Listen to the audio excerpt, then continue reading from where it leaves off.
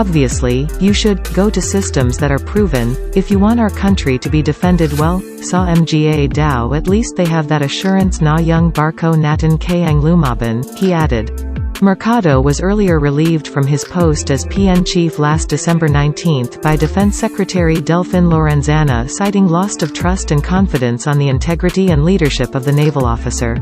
This was brought about the alleged fixation of the former on one company to supply the combat management system of the Frigate Acquisition Project, FAP, a contract won by South Korean shipbuilder Hyundai Heavy Industries. At the moment, Mercado is now assigned to the Office of the Chief of Staff, Armed Forces of the Philippines on special duties. He also clarified that when going about the FAP's specification, the Navy gave more emphasis on performance. Yes, performance-based, so that pag dinliver, we will judge it on the performance, patatakbuan namin yan, Mercado added.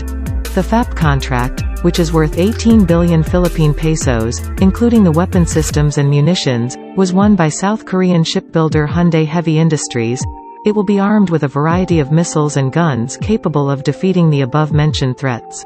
In regards to claims that he is pushing for a particular brand of combat management system for the frigates, Mercado said that he was only standing for the original position of the PN regarding the equipment it wants for its ships.